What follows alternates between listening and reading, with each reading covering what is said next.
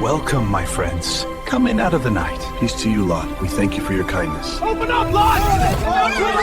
I can't see! The angels came to the city of Sodom in the evening. Lot was sitting at the gate. When he saw them, he got up and bowed to them. That verse reminds us how Lot welcomed strangers with respect. Back then, showing hospitality. Please come to your servant's house. You can wash your feet, spend the night, and go on your way early in the morning. This is Genesis chapter 19, verse 2. Lot He invited urged them strongly, so they turned aside to him and entered his house. He made them a feast and baked unleavened bread, and they ate. He was kind to them. I like how they all travelers into his home. Come in, friends. Let me wash the dust from your feet. Thank you. You've been very kind. He served them a meal of fresh bread and stew. That night his house glowed with peace and Before they had gone to bed, all the men from every part of the city of Sodom surrounded the house. Lot chose to protect his guests even when a crowd gathered outside. This verse reminds us Genesis chapter 19, verse 5.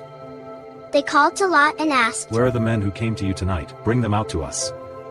Lot wanted to keep his guests safe. Then Lot went out to them at the entrance and shut the door behind him. Genesis chapter 19, verse 6.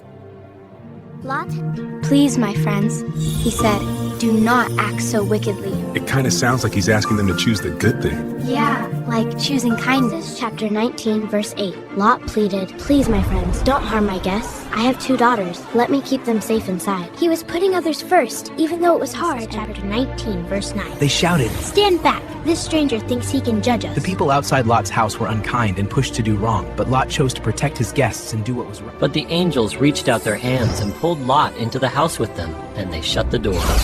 they kept him safe, just like the verse says. That's They amazing. struck the men at the doorway with blindness, from the youngest to the oldest, so they could not find the door. And that's where the angels kept Lot's family safe.